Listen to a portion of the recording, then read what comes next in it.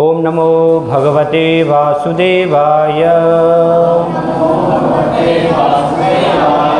ओम नमो भगवते वासुदेवाय।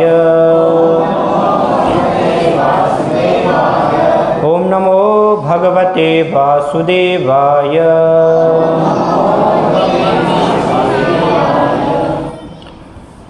श्रीमद् भगवद गीता यथारूप अध्याय 7 भगवत ज्ञान श्लोक संख्या 4। भूमिरापनलो वायु खं मनो बुद्धिरेव च अहंकार इति यं मे भिन्ना प्रकृतिरष्टधा। भूमिरापनलो वायु खं मनो बुद्धिरेव च अहंकार इति यं मे भिन्ना प्रकृतिरष्टधा। भूमिरापनलो वायु खं मनो बुद्धिरेव च अहंकार इति यं मे भिन्ना प्रकृतिरष्टधा।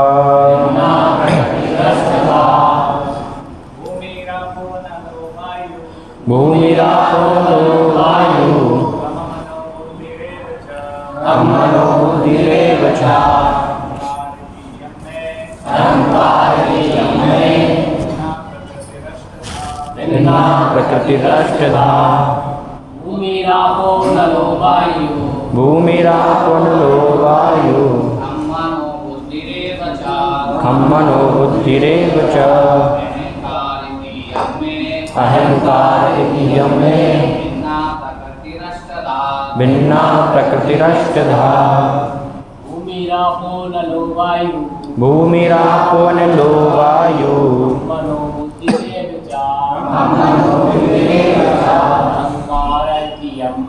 अहंकार इति यं मे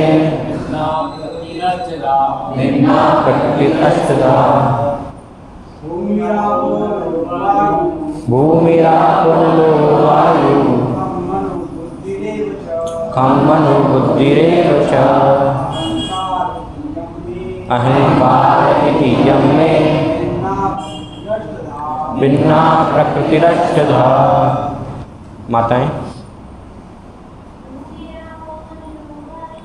भूमिरापनलो वायु खं मनो बुद्धिरेव च अहंकार इति यं मे भिन्ना प्रकृतिरष्टधा। भूमिरापनलो वायु खं मनो बुद्धिरेव च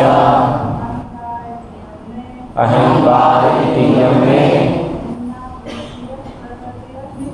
भिन्ना प्रकृतिरष्टधा। भूमिरापनलो वायु खं मनो बुद्धिरेव च अहंकार इति यं मे प्रकृतिरष्टधा। भूमिः पृथ्वी आपः जल अनलः अग्नि वायुः वायु खं आकाश मनः मन बुद्धिः बुद्धि एव निश्चय च तथा अहंकारः अहंकार इति इस प्रकार यम ये सब में मेरी भिन्ना पृथक प्रकृति शक्तियाँ अष्टधा 8 प्रकार की। अनुवाद तथा तात्पर्य श्री श्रीमद् अभय चरणारविंद भक्ति वेदांत स्वामी श्री रूपाद द्वारा संस्कृत से अंग्रेजी में, तत्पश्चात हिंदी में। पृथ्वी, जल, अग्नि, वायु, आकाश, मन, बुद्धि तथा अहंकार, ये 8 प्रकार से विभक्त मेरी भिन्ना अपराध प्रकृतियाँ हैं। तात्पर्य: ईश्वर विज्ञान भगवान की स्वाभाविक स्थिति तथा उनकी विविध शक्तियों का विश्लेषण करता है। भगवान के विभिन्न पुरुष अवतारों की शक्ति को प्रकृति कहा जाता है, जैसा कि शाश्वत तंत्र में उल्लेख मिलता है।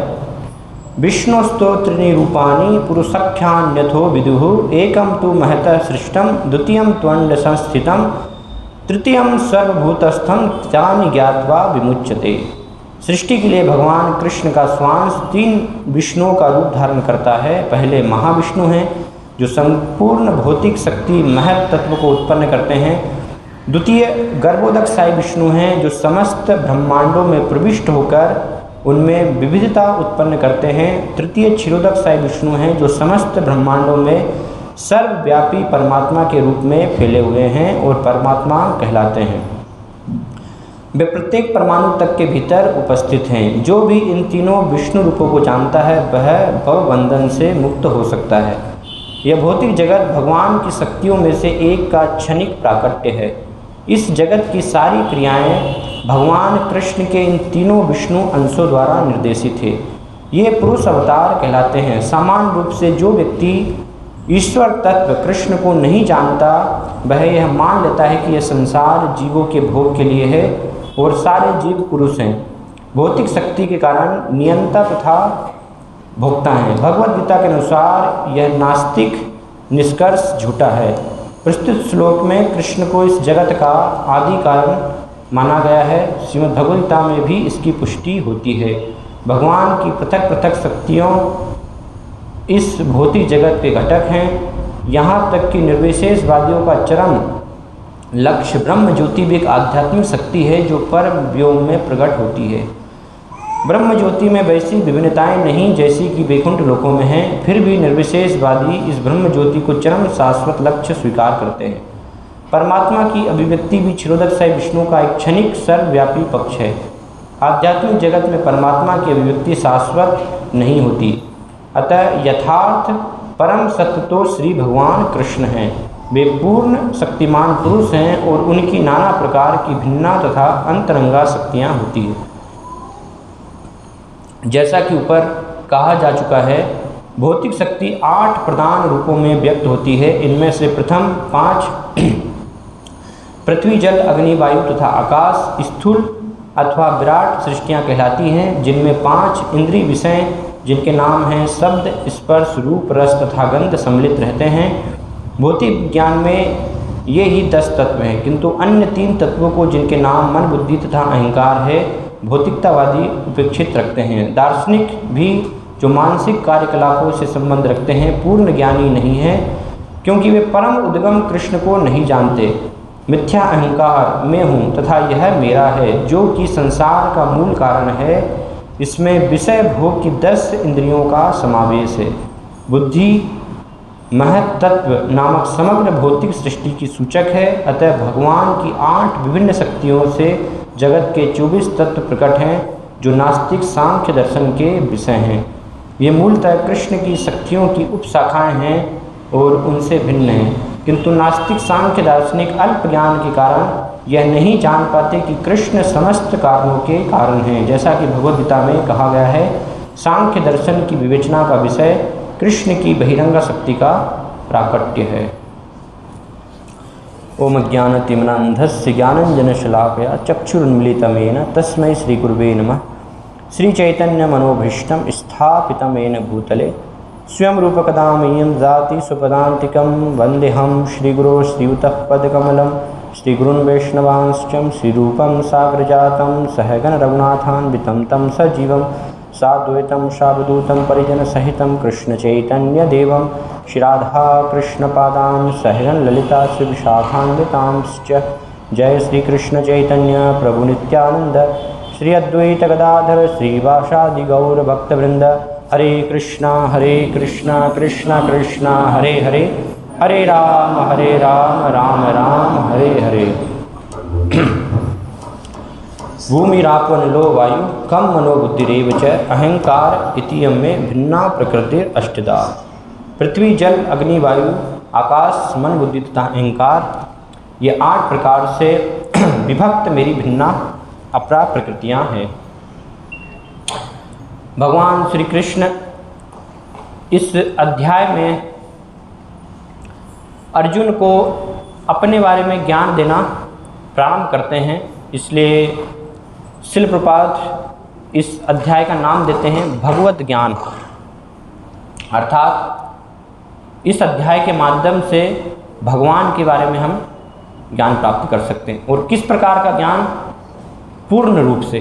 भगवान कहते हैं प्रथम श्लोक में, मय्या सक्त मना पार्थ योगम युंजन बदाश्रया असंशयम समग्र माम यथा ज्ञास्यसि तच्छृणु। समग्र रूप से, समग्र अर्थात पूर्ण रूप से भगवान अर्जुन को कहते हैं कि तुम अब मेरे बारे में ज्ञान प्राप्त करो। और किस प्रकार से वो ज्ञान प्राप्त होगा? भगवान बता रहे हैं, मय्या सक्त मना पार्थ, कि मुझ में अपना मन जो है आसक्त करके क्या करो? तच्छृणु। तच्छृणु अर्थात मुझसे सुनो, है ना। तो भगवान के बारे में सुनना है।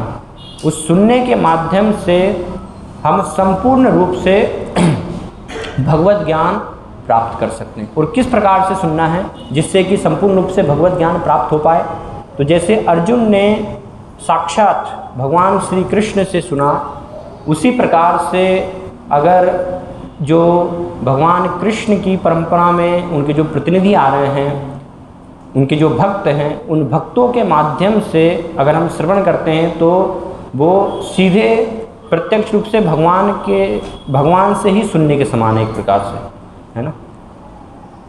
अगर परंपरा में हम सुन रहे हैं और भगवान उपस्थित है तो उसमें किसी प्रकार से कोई भी अंतर नहीं है। तो इसलिए भगवान अर्जुन को कह रहे हैं कि पूर्ण रूप से तुम मुझे इससे जान पाओगे। और कैसे?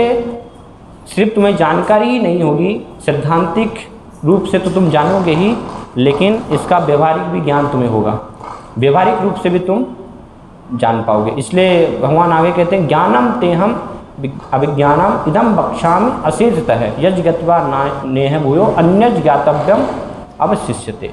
कि ज्ञान और विज्ञान दोनों प्रकार से तुम मुझे जान पाओगे। अगर पूरी श्रद्धा के साथ अपना मन मुझ में लगा करके, मन को आसक्त करके अगर मेरे बारे में परंपरा के माध्यम से तुम श्रवण करते हो, तो ये भगवत ज्ञान प्राप्त करने की विधि वास्तव में भगवान दे रहे हैं। इसके अलावा और कोई विधि से हम भगवान के बारे में ज्ञान प्राप्त नहीं कर सकते, है ना। अगर हमें भगवान के बारे में जानना है, भगवान के बारे में ज्ञान प्राप्त करना है, तो या तो हम भगवान से सुने या फिर भगवान के प्रतिनिधि सुने।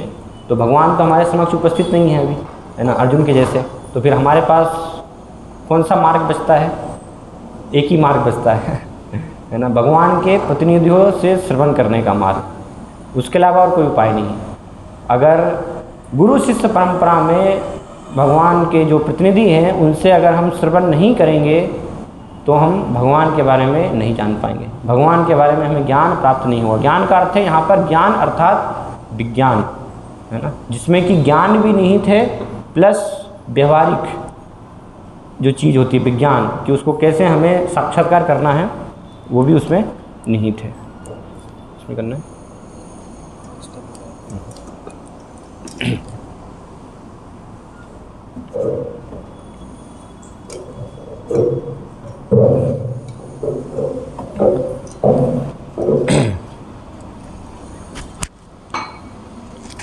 तो भगवान यहाँ पर क्या बता रहे हैं? इस श्लोक में प्रकृति के बारे में वर्णन कर रहे हैं।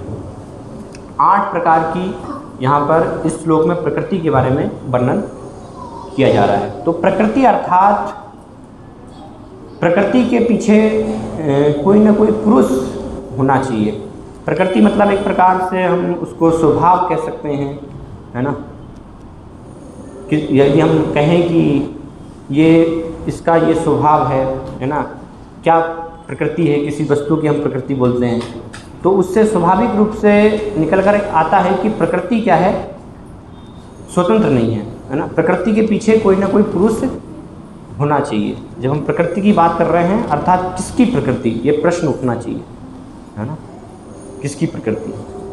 तो कोई ना कोई व्यक्ति उसके पीछे होना चाहिए। लेकिन अलग अलग प्रकार के हम देखते हैं दार्शनिक हैं भारत में जो अपने आप को बहुत महान ज्ञानी मानते हैं, है ना। तो कुछ दार्शनिकों का मानना है, अलग अलग मत हैं सृष्टि को लेकर के, इस प्रकृति को लेकर के, भगवान को लेकर के, अलग अलग दार्शनिकों के अलग अलग मत हैं।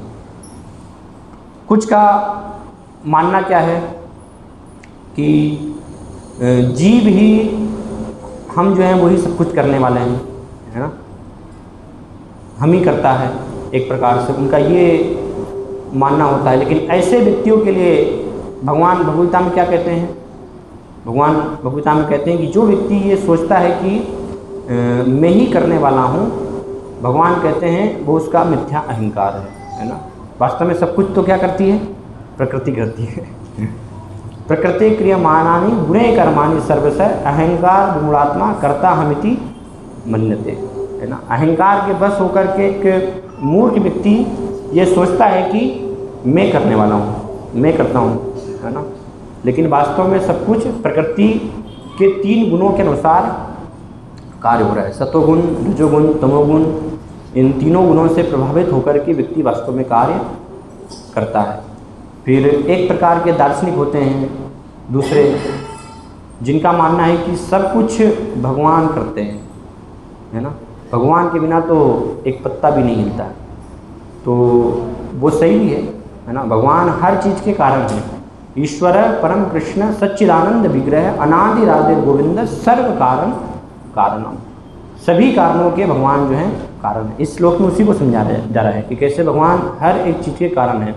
लेकिन ऐसे लोग जो ऐसे जो दार्शनिक हैं जो ये कहते हैं कि भगवान ही हर वस्तु के कारण हैं, तो उनकी उसको लेकर के गलत समझ है ना। वो अपने पाप है, पुण्य है, कुछ भी उनके जीवन में हो रहा है तो वो सब का कारण क्या मानते हैं, भगवान को मानते हैं। कि हम पाप भी कर रहे हैं तो ये किसके कारण हो रहा है, भगवान के कारण हो रहा है, क्योंकि हम तो कुछ करते ही नहीं हैं, है ना, हम तो कुछ करने वाले हैं ही नहीं, तो भगवान ही सब कुछ कराने वाले हैं। पाप भी भगवान करवा रहे हैं, कुछ अच्छा कार्य भी हो रहा है तो वो भी भगवान करा रहे हैं, है ना। तो सारे कार्य क्या है, भगवान ही करा रहे हैं। लेकिन ये गलत समझ है, इसका भगवान भगवद्गीता में खंडन करते हैं कि मैं हर वस्तु का जो है कारण हूँ, सर्व कारण कारणम, लेकिन जीव जो कुछ भी कर रहा है उसके लिए वो खुद जिम्मेदार है ना। ऐसा नहीं कि वो मैं वहाँ पर कर रहा हूँ। भगवान कहते हैं ना दत्ते कस्यचित् पापम न चैव सुकृतम विभु अज्ञानेन आवृतम ज्ञानम तेन मुह्यन्ति जन्तव, कि मैं ना ही किसी के जो है ना दत्ते कस्यचित् पापम न चैव सुकृतम विभु, किसी के पुण्य का मैं जिम्मेदार नहीं हूँ, ना ही किसी के पाप का मैं जिम्मेदार हूँ। जो कुछ भी वो कर रहा है उसके जीवन में घटित हो रहा है वो किसके कारण हो रहा है, अज्ञानेन आवृतम ज्ञानम, अज्ञान के कारण उसका ज्ञान जो है वो ढक गया है, तो उससे आवृत होकर के वो वास्तव में इस प्रकार से कार्य कर रहा है, तो वो खुद उसका जिम्मेदार, वास्तव में अज्ञान वो उसका जिम्मेदार है। फिर एक तीसरे प्रकार के दार्शनिक होते हैं, है ना, जो कि वर्तमान में ज़्यादा संख्या में व्याप्त हैं। वैज्ञानिक गण भी उनको हम मान सकते हैं उस श्रेणी में, है ना। अधिकतर लोगों की ये श्रेणी है, ये समझ है वर्तमान में। उनका मानना क्या है, प्रकृति ही सब कुछ है ना। ये जगत जो है इसको प्रकृति कहा गया है, तो प्रकृति ही क्या है, सब कुछ है। अपने आप से ये उत्पन्न होती है ना। सब कुछ जो भी इसमें चल रहा है वो अपने आप से ही इसमें हो रहा है। तो इसलिए प्रकृति में क्या है, फिर उसको वो समझने का प्रयास करते हैं अलग अलग दार्शनिक, प्रकृति के अलग अलग 24 तत्वों को समझने का प्रयास करते हैं, जानने का प्रयास करते हैं कि हम ये प्रकृति संसार इसको अपनी शक्ति के बस पर समझ लेंगे और इस प्रकृति का कोई भी कारण नहीं है। ये प्रकृति अपने आप से चल रही है, अपने आप से प्रकट होती है, इस प्रकार से उनका मानना है। तो ऐसे व्यक्ति क्या है, ये सब उनको एक प्रकार से नास्तिक की श्रेणी में माना गया। भगवान 16वें अध्याय में भी ऐसे व्यक्तियों के लिए वर्णन करते हैं कि इन लोगों का मानना क्या है कि ये जगत का कोई भी कारण नहीं है ना। भगवान बता रहे मैं कारण हूँ, सर्व कारण कारण, हर वस्तु का मैं कारण हूँ, है ना। लेकिन ऐसे लोग क्या मानते हैं, बस प्रकृति को मानते हैं, शक्ति को मानते हैं, शक्तिमान को वो नहीं मान रहे हैं कि शक्ति ही सब कुछ है ना। एनर्जी अलग अलग रूप उसके जो है व्याप्त हैं अलग अलग जगहों में, तो उसको मानेंगे, शक्ति को मानेंगे, एनर्जी को मानेंगे। लेकिन शक्ति कहाँ से आ रही है, शक्ति का स्रोत जो है शक्तिमान से शक्ति आती है, उसको वो स्वीकार नहीं करते। सोचते हैं शक्ति क्या है, स्वतंत्र है ना, अपने आप से शक्ति आ रही है। तो ऐसे लोग की जगत के बारे में धारणा क्या है, भगवान 16वें अध्याय में बताते हैं। उनका मानना क्या है, अपरस्पर संभूतम किमन्यत काम हेतुकम। ये जगत का जो उद्देश्य है, ये जगत क्यों बनाया गया है, ये प्रकृति क्यों है, वास्तव में इसका कोई भी कारण नहीं है। ये असत्यम अप्रतिष्ठम ते, है ना, एक मिथ्या है, जगदाहुर अनीश्वरम, और इसके पीछे कोई भी ईश्वर नहीं है, कोई भी कारण नहीं है। इसका एकमात्र कारण क्या है कि किमन्यत काम हेतुकम, काम अर्थात इंद्रिय भोग, इंद्रिय भोग के अलावा कोई भी जो है उद्देश्य नहीं है, बस इसके कारण ये प्रकृति है। तो जितना हो सके हमें यहाँ पर कुछ समय के लिए जीवन मिल गया है, तो हमें क्या करना चाहिए, इंद्रिय भोग करना चाहिए, खूब मज़े करना चाहिए जितने कर सकते हैं, है ना, ज़्यादा से ज़्यादा। पाप पुण्य कोई विचार नहीं करना चाहिए, है ना, जैसे भी हो किसी उपाय से हमें भोग करने का बस प्रयास करना चाहिए ना। तो इन्हीं नास्तिकों की श्रेणी में एक मुनि है, चार्वाक मुनि, है ना, वो भी आते हैं। तो उनका भी यही मानना है कि ये जगत मृत्यु के बाद सब कुछ समाप्त हो जाता है, इसलिए क्या करो, खूब भोग करो, ऋणम कृत्वा घृतम कुर्वेत यावत जीवेत सुखम जीवेत, है ना, भस्मीभूतस्य देहस्य कुतो पुनरागमनो भवेत्। कि जब शरीर भस्म हो जाएगा तो फिर कौन आता है कौन जाता है, सब कुछ समाप्त हो जाएगा। इसलिए जीवन मिला है, जब तक है अच्छे से रहो, खूब मज़े करो, घी पियो, उधार लो, है ना, क्योंकि जब शरीर समाप्त हो जाएगा तो फिर किसको चुकाना है किसी को चुकाना नहीं है आपको ऋण कर्म जो है। तो इसलिए ये पूरा क्या है आज के जगत का सिद्धांत है। और भगवान कहते हैं कि ऐसे असुर इस सिद्धांत को अपना करके क्या करते हैं, स्वयं तो नष्ट होते ही हैं, स्वयं तो गलत मार्ग पर जा ही रहे हैं, पूरे समाज को भी जो है नष्ट करने का प्रयास करते हैं ना। इष्टाम नष्टव्य वष्टभ्य नष्ट आत्मनो अल्पबुद्ध है, ये अल्प बुद्धिशाली है। तो इसलिए क्या है, सारे संसार को नष्ट करने का प्रयास करते हैं, कैसे ज़्यादा से ज़्यादा भोग कैसे किया जाए और भोग के लिए कैसे सारे साधन जो हैं जुटाए जाएं। तो उसके लिए उपाय क्या करते हैं, उग्र कर्म, भगवान कहते हैं, है ना, उग्र कर्मानम क्षयाय जगतो हिता, ये जगत का हित करने का प्रयास करते हैं उग्र कर्म के माध्यम से, है ना। वर्तमान में हम देख सकते हैं फैक्ट्रियाँ हैं, बड़ी बड़ी सब बिल्डिंगें हैं बन रही हैं, लोग स्मार्ट सिटी बनाने का प्रयास कर रहे हैं, है ना। पूरा जो प्राकृतिक भगवान ने ये संसार की स्थापना की थी, वो प्राकृतिक तो अब रहा ही नहीं कुछ भी सब आर्टिफिशियल सारी चीज़ें जो है वर्तमान में लोग लाने का प्रयास कर रहे हैं, है ना। तो पूरा उग्र कर्म एक प्रकार से कर रहे हैं, पृथ्वी का शोषण कर रहे हैं, पृथ्वी का दोहन कर रहे हैं, ज़मीन से अत्यधिक मात्रा में इंद्रिय भोग ले पेट्रोल निकालना है, हमें बिजली प्रकट करनी है, अलग अलग चीज़ों को उत्पन्न करना है ना, अलग अलग मशीनें बनानी हैं। तो ये सब क्या है, सब उग्र कर्म है। एक प्रकार से पूरा जगत का ऐसे हित करने का प्रयास कर रहे हैं, और इसमें लोग धन के लालच में सारे लोग उनको सहयोग कर रहे हैं, सारे लोग फैक्ट्री में आज कार्य कर रहे हैं, लगे हुए हैं, है ना। तो वो सब भी उसके भागीदार हैं कहीं न कहीं, है ना, उनका भी उसमें योगदान हो रहा है। तो इस प्रकार से सारे जगत का वो विनाश करने का प्रयास करते हैं अपने एक कुछ सिद्धांत को बना करके। लेकिन भगवान भगवद्गीता में क्या कहते हैं कि प्रकृति जो है वो स्वतंत्र नहीं है ना, प्रकृति मेरी अध्यक्षता में कार्य करती है। भगवान कहते हैं मैं अध्यक्षेण प्रकृति सूयते सचराचरम हेतु नानेन कौन्ते जगद्धि परिवर्तते। प्रकृति स्वतंत्र रूप से कार्य नहीं कर रही है, मेरी अध्यक्षता में कार्य कर रही है। तो भगवान मुख्य रूप से दो प्रकार की जो है प्रकृति का वर्णन कर रहे हैं, है ना। ये श्लोक में अपरा प्रकृति और फिर इसके बाद परा प्रकृति का भी आगे वर्णन करेंगे। तो दो प्रकार की प्रकृति बताई गई है। भगवान की दो शक्तियाँ, परा प्रकृति और अपरा प्रकृति। अपरा प्रकृति अर्थात जड़ वस्तु, है ना। ये भौतिक जो प्रकृति है ये एक प्रकार से क्या है, जड़ है। जब तक कि भगवान उसको चेतन नहीं बनाते हैं वो अपने आप से स्वतंत्र रूप से कार्य नहीं कर सकती है।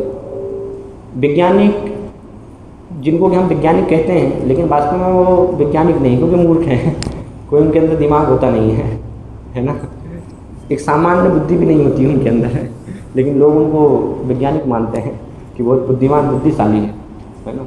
तो इसलिए क्या मानते हैं कि प्रकृति, कैसे संसार उत्पन्न हुआ, बस अपने आप से सब कुछ हो गया है।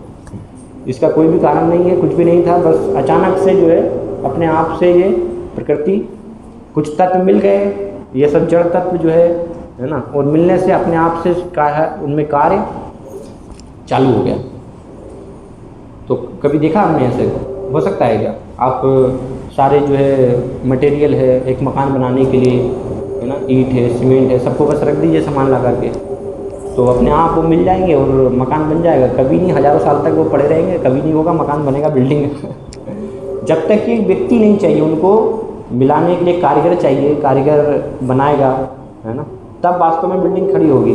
तो ऐसे कोई भी चीज़ में अपने आप केवल भौतिक तत्व उपस्थित होने से उसका निर्माण नहीं होता है। लेकिन वैज्ञानिक इसको मानते हैं ना कि अपने आप से ये हो गया, और इस प्रकार से सारे समाज को मूर्ख बनाने का प्रयास करते हैं। सारे समाज को जो है गलत दिशा में ले जाने का प्रयास करते हैं। तो इसको समझना बहुत ही आवश्यक है कि ये प्रकृति, अलग अलग शक्तियाँ वास्तव में हैं क्या, है ना, और ये शक्ति कहाँ से आ रही है, ये जानना समझना बहुत ही आवश्यक। तो भगवान क्या कह रहे हैं, दो प्रकार की प्रकृतियाँ हैं, परा प्रकृति और अपरा प्रकृति। अपरा प्रकृति क्या है, जो 8 प्रकार की इस श्लोक में वर्णन की जा रही है, ये अपरा प्रकृतियाँ हैं, जड़ तत्व हैं। और इसके अलावा एक परा प्रकृति है। परा प्रकृति अर्थात जीव, जो आत्मा है, उसको परा प्रकृति कहा गया है। लेकिन उसके अंदर क्या है, एक संभावना है ये अपरा प्रकृति के अंतर्गत आने की। इसलिए जीव को मध्य में भी माना गया, उसको तटस्थता शक्ति माना गया है। वो है चूँकि परा प्रकृति का, श्रीमद् भागवतम में वर्णन किया गया है, यया सम्मोहितो जीवो आत्मानं त्रिगुणात्मकम परोपि मनुते अनर्थम तत्कृतम चाभि पद्धते।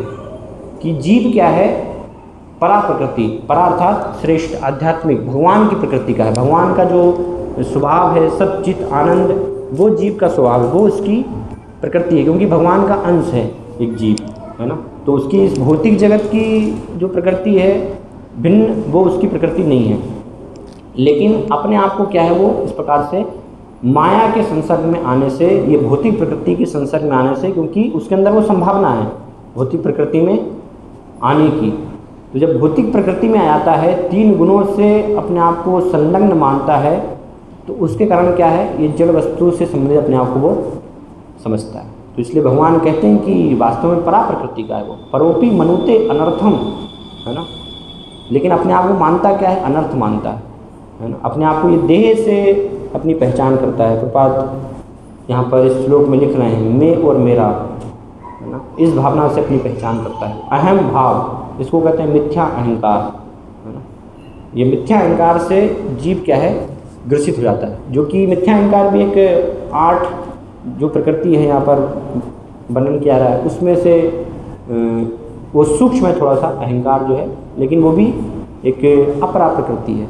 तो उस मिथ्या अहंकार के वश होकर के जीव जो कि परा प्रकृति का है, पूर्ण रूप से वो आध्यात्मिक है ना, भगवान का सेवक है, अपने आप को ये जड़ जगत से संबंधित करके मान लेता है कि ये भौतिक जगत के अलावा बस कुछ भी नहीं है ना, यहीं पर जीवन है, यही इसका वास्तविक उद्देश्य है, जीवन का भोग करना। तो इन 2 प्रकृति के बारे में भगवान यहाँ पर समझा रहे हैं, और भगवान बता रहे हैं कि कैसे इन दोनों प्रकृतियों का जो कारण हूँ वो मैं स्वयं हूँ, है ना। सर्व कारण कारणम, वो भगवान श्री कृष्ण। उनको ये समझना बहुत ही आवश्यक है हमें कि भगवान कैसे हर वस्तु के कारण है, सभी कारणों के कारण भगवान श्री कृष्ण, है ना। ये कुछ भी स्वतंत्र वास्तव में नहीं है, लेकिन भगवान समझा रहे हैं इसको, है ना। थोड़ा सा ये अचिंत्य है, एक प्रकार से अलग भी है ना, कारण भी है लेकिन उससे अलग भी है। जैसे मैं माइक से अभी बोल रहा हूँ, है ना, यहाँ पर रिकॉर्डिंग भी हो रही है, तो बाद में ये सब रिकॉर्डिंग आप सुन सकते हैं, है ना। तो रिकॉर्डिंग के माध्यम से जो प्रवचन है वो आप वहाँ पर सुन पाएंगे, है ना, शब्द सुन पाएंगे। तो एक प्रकार से हम उसको कह सकते हैं कि वो शक्ति है ना, एक मेरी जो है शक्ति है।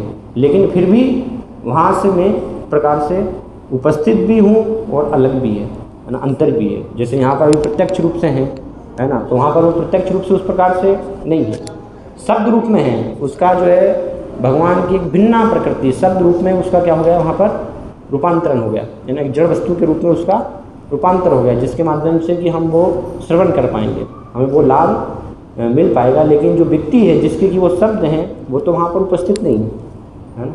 तो इस प्रकार से भगवान यहाँ पर समझा रहे हैं कि ये प्रकृति का कारण मैं हूँ, वास्तव में ये मेरी शक्ति है ना, लेकिन मैं इनसे अलग भी हूँ एक प्रकार से, है ना।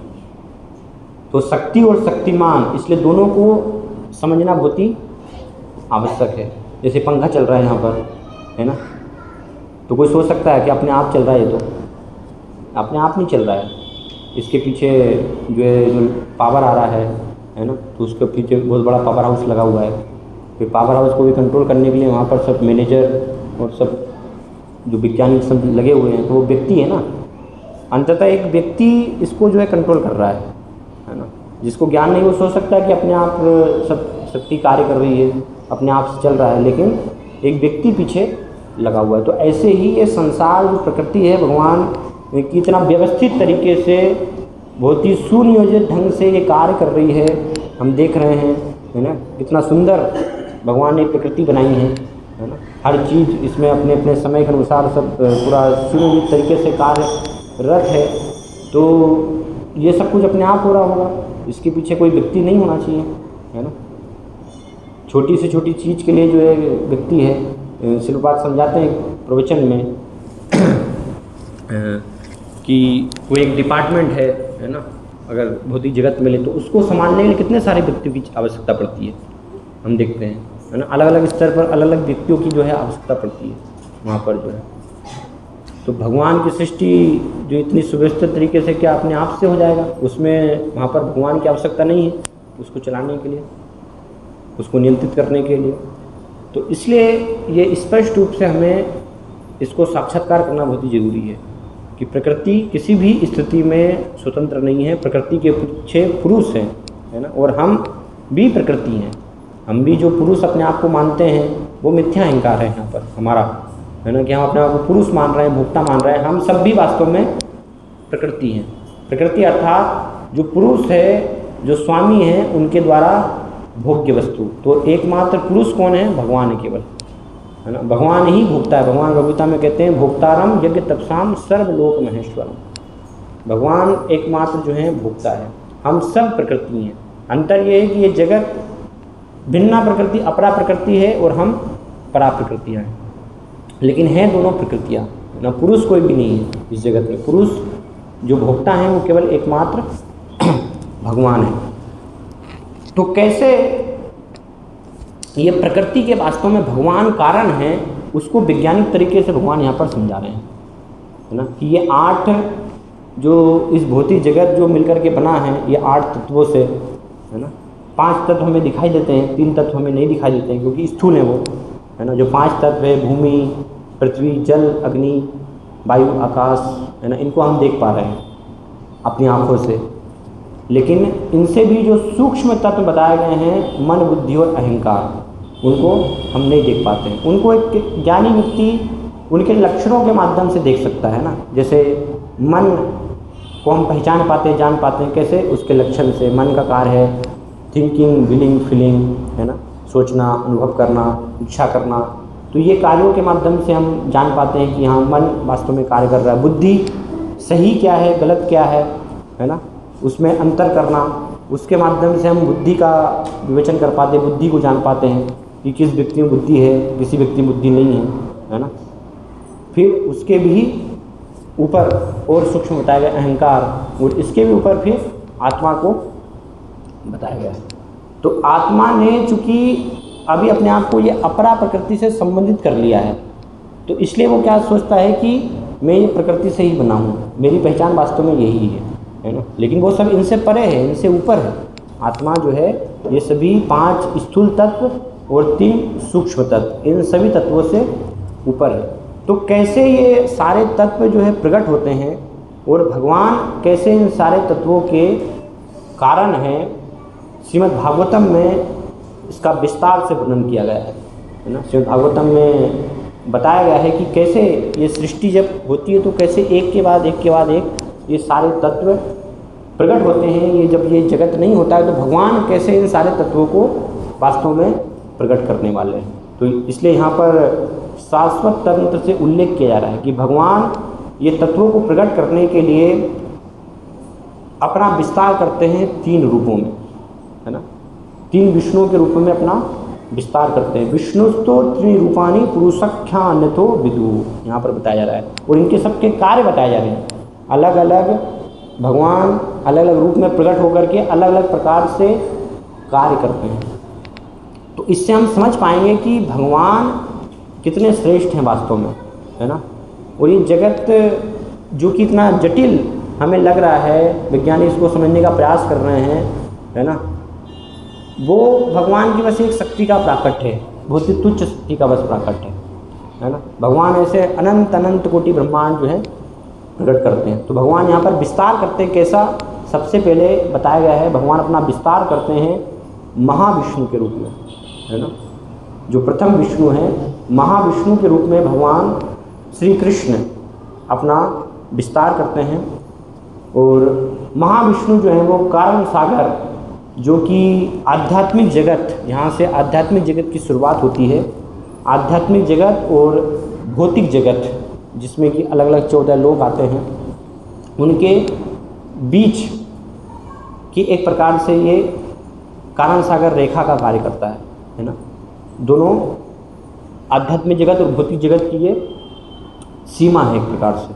तो भगवान इस कारण सागर में महाविष्णु के रूप में भगवान विस्तार करते हैं और वहाँ पर भगवान क्या करते हैं, शयन करते हैं दिव्य योग निद्रा में, है ना। भगवान हमारे जैसे शयन नहीं करते हैं, तमोगुण में है ना। हम तमोगुण में सोते हैं, लेकिन भगवान योग निद्रा शयन करते हैं। योग निद्रा अर्थात भगवान उस समय वास्तव में लक्ष्मी जी के साथ लीलाएँ कर रहे होते हैं, तो उसको योग निद्रा कहा गया है ना। वो हमारे दृष्टिकोण से ऐसा निद्रा, लेकिन भगवान उसमें लीलाएँ करते हैं, क्योंकि भगवान के भी शयन हमारा जैसा शयन नहीं होता है।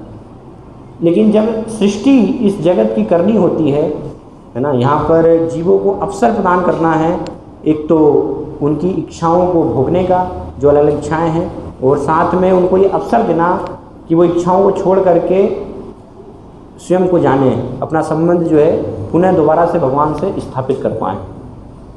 तो ये जगत का वास्तव में उद्देश्य है। तो इसलिए जब सृष्टि होती है तो फिर भगवान सबसे पहले क्या करते हैं, भगवान जो कारण सागर है उसमें लेटे हुए हैं, तो सबसे पहले तो जो ब्रह्मांड है, जड़ ब्रह्मांड, जिनको कि एक सोने का आकार का बताया गया है ना, स्वर्ण के समान, वो भगवान के रोम कुपों से, है ना, अलग अलग ये ब्रह्मांड जो है निकलते रहते हैं, प्रकट होते हैं, है ना। भगवान ऐसे श्वास लेते छोड़ते हैं तो अलग अलग ब्रह्मांड प्रकट होते हैं, है ना। श्वास भगवान लेते हैं तो सारे ब्रह्मांड क्या है, नष्ट हो जाते हैं, भगवान के अंदर प्रवेश कर जाते हैं। लेकिन जो ब्रह्मांड भगवान ने उत्पन्न किए वो सब क्या है, जड़ है। जड़ अर्थात चेतना उसमें नहीं है, उसके पीछे आत्मा नहीं है। जैसे टेबल है, ये जड़ है, अपने आप से कार्य नहीं कर सकता है ना, क्योंकि चेतन नहीं है ना, कोई व्यक्ति इसमें नहीं है। शरीर भी जड़ है, शरीर के अंदर आत्मा है, इसलिए ये शरीर कार्य कर पाता। जब आत्मा निकल जाती है तो फिर शरीर भी कोई कार्य नहीं करता, है ना। शरीर पूरा जड़ हो जाता है, मृत के समान वो हो जाता। तो ऐसे ब्रह्मांड को प्रकट करते हैं, लेकिन ब्रह्मांड जड़ है तो अपने आप से कार्य वो नहीं कर सकता है, इसलिए फिर भगवान दोबारा से अपना विस्तार करते हैं, है ना। इसलिए यहाँ पर बताया एकम तु महतम सृष्टम द्वितीयम तो अंड संस्थितम, कि महत के रूप में प्रथम जो है सृष्टि करते हैं कानोदक साई विष्णु, फिर दूसरा जो है जो ब्रह्मांड प्रकट किया है, ब्रह्मांड को संचालित करने के लिए भगवान उसमें गर्भोदक साई विष्णु के रूप में अपना विस्तार करते हैं। तो हर एक ऐसे अनंत कोटि जो ब्रह्मांड हैं, उन सब एक एक ब्रह्मांड में भगवान गर्भोदक साय विष्णु के रूप में विस्तार करते हैं, और उस ब्रह्मांड को आधा अपने पसीने के जल से भगवान उसको भर देते हैं, है ना। और उस ब्रह्मांड में वहाँ पर फिर भगवान के नाभि कमल से एक फूल निकलता है ना। और फूल से किसका प्राकट होता है? ब्रह्मा जी का प्राकट होता है। फिर आगे चल कर के ब्रह्मा जी जो हैं सृष्टि करते हैं, जीवों की उत्पत्ति करते हैं। अलग अलग 14 लोक हैं, है ना। स्वर्ग लोक, नीचे अलग अलग लोक बताए गए, 7 अधोलोक हैं, है ना। वो सब लोगों की सृष्टि करते हैं और योग्यताओं के अनुसार अलग अलग जीवों को इन सब लोकों में स्थिति प्रदान करते हैं। लेकिन ये लोक से पहले का जो कार्य है, यहाँ पर कि इस श्लोक में जो वर्णन हुआ है, जो ब्रह्मांड जो एक उत्पन्न होता है ना। ब्रह्मांड अर्थात ये तत्वों से मिलकर के जो बना हुआ है, जो 24 तत्व मिलकर के कार्य करते हैं, उससे ये ब्रह्मांड प्रकट होता है। तो वो उसकी उत्पत्ति कैसे होती, कैसे ये तत्व वास्तव में प्रकट होते हैं, उसको वहाँ पर समझाया गया है ना। प्रारंभ में ये तत्व इस प्रकार से नहीं होते हैं, है ना। तो उस अवस्था को कि जब एक ब्रह्मांड के रूप में उपस्थित नहीं है, उसको कहा गया है, उस स्थिति को कहा जाता है महत तत्व। एक प्रकार से वो स्थिति प्रधान की स्थिति बताई गई वहाँ पर, है ना। प्रधान की स्थिति बताई गई है। लेकिन भगवान जो कारण सागर में शयन कर रहे हैं, जब अपना दृष्टिपात करते हैं रमा देवी के माध्यम से, है ना, रमा देवी की माध्यम से दृष्टिपात करते हैं, तो भगवान का विस्तार होता है शंभू के रूप में, शिव जी के रूप में, जिनको कि महाकाल भी कहा जाता है ना। और रमा देवी का जो है विस्तार होता है वो शक्ति पार्वती जी के रूप में विस्तार होता है। तो फिर शिव जी, शंभू, महाकाल जो हैं वो और पार्वती जी मिल करके ये तत्वों को वास्तव में संचालित करने का वहाँ पर प्रयास करते हैं, है ना। तो उनके माध्यम से जो अलग अलग तत्व हैं, अभी की प्रकट रूप में नहीं है, अभी प्रकट रूप में नहीं उपस्थित होते हैं ब्रह्मांड के सृष्टि होने से पहले। तो उसके बाद फिर वहाँ से क्या होता है, तत्वों की सृष्टि प्रक्रिया चालू होती है। तो सबसे पहले क्या होता है, जो मिथ्या अहंकार है वास्तव में, है ना, बताया गया, वर्णन किया गया है। महत तत्व में मिथ्या अहंकार जो होता है, मिथ्या अहंकार से एक के बाद एक सतोगुण, रजोगुण, तमोगुण के मिश्रण के माध्यम से उससे मन, बुद्धि, है ना, अलग अलग इंद्रियां जो हैं प्रकट होती है। फिर आकाश, उसके बाद पूरा डिटेल में है, विस्तार में है श्रीमद् भागवतम में, ये आकाश का प्राकट होता है, जो आकाश हम देख पाते हैं, है ना। तो आकाश का गुण क्या है, शब्द गुण बताए गए हैं, शब्द, रूप, स्पर्श, ये सब जो बताए गए हैं। तो आकाश का शब्द वहाँ पर होता है, उससे फिर वायु प्रकट होती है ना। तो वायु हम सोच सकते हैं कोई अपने आप चल रही है, लेकिन वायु का कारण क्या है, आकाश है।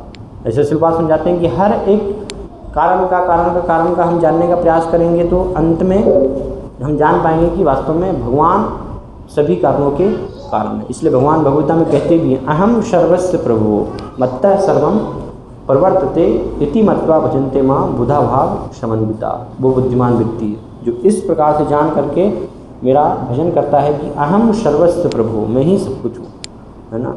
मुझसे ही हर चीज़ जो है उत्पन्न हो रही है, प्रकट हो रही है। इस जगत में जो कुछ भी हम देख रहे हैं वो सब कुछ वास्तव में भगवान उसको उत्पन्न करने वाले हैं। तो वायु का प्राकट होता है आकाश से शब्द, उससे फिर वायु, है ना। फिर वायु से अग्नि का प्राकट होता है, अग्नि उत्पन्न होती है। और अग्नि से जल की उत्पत्ति हो सकती है। हमारे लिए तो थोड़ा समझना कठिन हो सकता है ना इसको क्योंकि हम अपनी सूक्ष्म लघु बुद्धि से जो है सब जानना चाहते हैं, सुनना चाहते हैं कि अग्नि से कैसे जल प्रकट हो जाएगा, है ना। आज तक देखा कभी अग्नि जल रही है, और अग्नि तो वास्तव में पानी को और बुझाने का कार्य करती है ना। पानी को सुखा देती है अग्नि तो, लेकिन यहाँ पर क्या बताया जा रहा है, अग्नि से जल प्रकट होता है। तो एक अचिंत लग सकता है। तो इसलिए फिर वैज्ञानिक क्या है, जो कि बुद्धिमान नहीं होते तो उनको समझ में नहीं आता, बोले ये सब क्या शास्त्र बकवास है, कल्पना है ये तो, है ना। ऐसा कोई होता है क्या ये सब मनगढ़ंत चीज़ें बताई जा रही है ना, यहाँ पर कि इससे ये प्रकट हो रहा है, इससे ये प्रकट हो रहा है। नहीं, ये सब कुछ नहीं है, सब कुछ अपने आप प्रकट हुआ है ना। उनका ये तर्क होता है। तो पूरा साइंटिफिकली विज्ञान जो है पूरा वैज्ञानिक तरीके से भगवान यहाँ पर समझा रहे हैं, है ना, कि आकाश से वायु, वायु से फिर अग्नि, अग्नि से जल और जल से फिर पृथ्वी, है ना, जो और स्थूल तत्व हैं। तो ये एक एक जो तत्व है वास्तव में एक एक का विस्तार एक से बहुत ज़्यादा है। ऐसे हर एक तत्व का विस्तार, है ना, बहुत ज़्यादा। पृथ्वी जो है स्थूल है ना, उससे थोड़ा कम जल, अग्नि, वायु, आकाश, इस प्रकार से बताया गया। वो तीन जो है वो सूक्ष्म तत्व है, मन, बुद्धि, अहंकार, जिनको कि वर्णन किया गया है।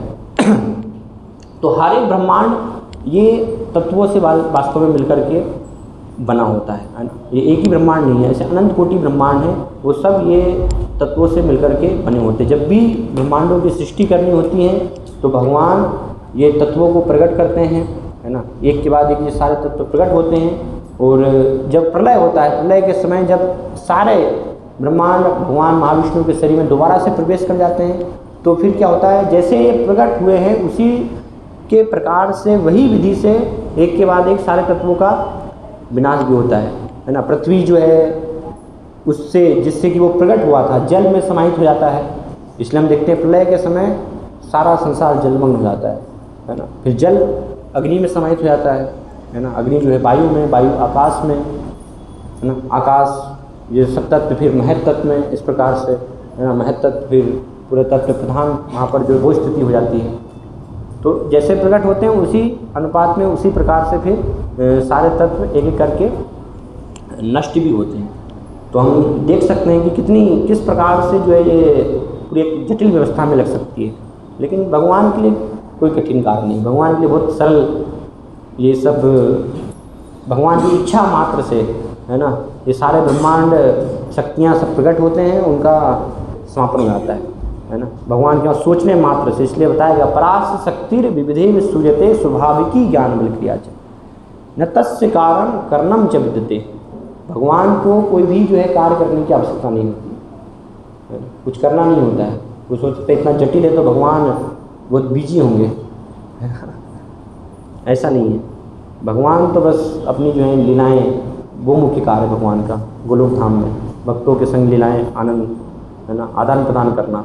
भगवान को इस जगत में वास्तव में कोई भी रुचि नहीं है, लेकिन जीवों के कल्याण के लिए फिर भी वो सृष्टि करते हैं, तो अपना अलग अलग विस्तार करते हैं तीन विष्णुओं के रूप में। उनके माध्यम से ये सब विस्तार होता है, ब्रह्मांडों की इस प्रकार से सृष्टि होती है, और सब जीवों को एक अवसर प्राप्त हो पाता है, जिससे कि दोबारा से वो भगवत धाम जा पाए ना, यहाँ पर ज्ञान प्राप्त कर पाएँ, भगवान से द्वेष करके जो वो यहाँ पर आए हैं उसको समझ कर पाएँ, आत्म साक्षात्कार प्राप्त कर पाएँ। तो इसको हमें जानना बहुत ही आवश्यक है कि कैसे भगवान जो है सबके मूल हैं, है ना। भगवान श्री कृष्ण सबके मूल हैं, हर वस्तु के वास्तव में कारण है ना। जो अलग अलग विष्णु भी हैं इस सृष्टि में, या भगवान के अवतार भी हैं, तो उनका भी अलग अलग उद्देश्य के लिए भगवान के माध्यम से ही प्राकट होता है। जैसे यहाँ पर हम तीन विष्णुओं का प्राकट्य देख रहे हैं कि सृष्टि में अलग अलग उनके माध्यम से कार्य होता है। महाविष्णु ब्रह्मांडों की सृष्टि करते हैं, फिर जो गर्भोदकशाही विष्णु हैं वो एक एक ब्रह्मांड के गर्भ में प्रवेश करते हैं, और फिर तीसरे रूप में विस्तार करते हैं भगवान क्षीरोदकशाही विष्णु के रूप में भी, जो कि हर एक जीव के अंदर परमात्मा के रूप में प्रवेश करते हैं, है ना। तो इस प्रकार से तीनों परमात्मा हैं, तीनों जो विष्णु हैं वो तीनों परमात्मा की तरह ही कार्य कर रहे हैं, लेकिन अलग अलग वस्तुओं के परमात्मा हैं। जो क्षीरोदकशाही विष्णु हैं वो जो 84 लाख योनियाँ हैं उन सब के परमात्मा हैं, है ना। वो अगर उपस्थित नहीं होंगे तो कोई भी कार्य नहीं कर पाएगा। आत्मा के साथ जब तक क्षीरोदकशाही विष्णु परमात्मा के उपस्थित नहीं है तो आत्मा भी स्वतंत्र रूप से कार्य नहीं कर सकती, है ना। इसलिए आत्मा और परमात्मा हर योनि में हमेशा उपस्थित रहते हैं, है ना। उपनिषदों में बताया गया है कि एक वृक्ष पर 2 पक्षी विराजमान हैं, भगवान परमात्मा के रूप में हैं, भगवान देखने वाले हैं। जो दूसरा पक्षी है, जो जीव है, वो क्या क्या इच्छा कर रहा है, क्या क्या भोग कर रहा है, उस सब के साक्षी हैं। उपद्रष्टा अनुमंता च, उसको देखने वाले हैं, उसको उस प्रकार से फिर अनुमति प्रदान करने वाले हैं। तो ये क्षीरदक्षाय विष्णु है, हर एक जीव के अंदर परमात्मा, फिर हर एक जो ब्रह्मांड है उसके परमात्मा है गर्भोदकशाही विष्णु। जब तक भगवान परमात्मा के रूप में वहाँ पर नहीं होंगे तो वो ब्रह्मांड भी कार्य नहीं कर सकता है ना। इस प्रकार से वो फिर सभी के जो है परमात्मा वो महाविष्णु उनको वर्णन किया गया है। तो ऐसे तीन जो है ये विष्णु के माध्यम से वास्तव में भगवान इस सृष्टि का कार्य करते हैं, लेकिन ये बहुत एक प्रकार से कोई उनके लिए बड़ा भगवान के लिए कार्य नहीं है। भगवान भगवता में कहते हैं तो एक बस भगवान की छोटी सी शक्ति का ये एक प्राकट है ना, क्योंकि भगवान की शक्तियाँ इतनी अनंत है कि उनके माध्यम से हमें इसे पढ़ने में सुनने में थोड़ा सा जटिल लगता है, लेकिन अपने आप वो कार्य होता रहता है ना। वो कोई कठिन कार्य नहीं है। भगवान श्वास छोड़ते हैं, ब्रह्मांड की सारे प्रकट होते हैं, श्वास लेते हैं, सारे जो है नष्ट हो जाते हैं। वो कितना सा समय है ना, उसमें कोई कठिनाई नहीं किया। अगर हम अपने बात में देखें, हम श्वास लेंगे है ना, श्वास छोड़ेंगे, तो उसमें क्या कठिनाई है। तो बस ये सारे ब्रह्मांडों की अवधि उतनी ही है भगवान के परिप्रेक्ष्य में। हमें अपने परिप्रेक्ष्य में जो है बहुत समय लगता है ना, कि काफ़ी जो है समय है इतना, लेकिन भगवान के लिए बस इतना सा ही समय है ना। सारे ब्रह्मांड इतने समय के लिए ही उपस्थित रहते हैं, प्रकट होते हैं और फिर सारे जो हैं नष्ट हो जाते हैं। और ये तो सिर्फ एक शक्ति का जो है भगवान की शक्ति का प्राकट है, भगवान कहते हैं है ना। इस जगत में भगवान विभूति योग में अर्जुन को अपनी अलग अलग शक्तियाँ भी बताते हैं, विभूति योग का वर्णन करते हैं, शक्तियों का विस्तार। उसमें फिर भगवान कहते हैं कि ये सब जो मैं तुम्हें बता रहा हूँ ये तो सब क्या है, एक शक्ति का प्राकट है ना। वास्तव में आध्यात्मिक जगत तो इससे और कई गुना जो है विस्तारित वहाँ पर वर्णन किया गया है। तो इसलिए यहाँ पर हमें समझने की आवश्यकता क्या है, ये शक्तियों का जो है भगवान यहाँ पर वर्णन कर रहे हैं कि किस प्रकार से ये जो है तत्व हैं अलग अलग भगवान के माध्यम से प्रकट हो रहे हैं, और भगवान इसके वास्तव में कारण है, ये भगवान की ही प्रकृति है ना। तो उससे हम समझें वास्तव में कि भगवान कितने महान हैं है ना। हमें भगवान के शरणागत जो है होने की आवश्यकता है, ये समझ करके कि सब कुछ को प्रकट करने वाले उत्पन्न करने वाले भगवान हैं। तो भगवान के हमें जो है शरणागत होना है ना। हमें अपने अहंकार में ही नहीं रहना, मिथ्या अहंकार को छोड़ना है।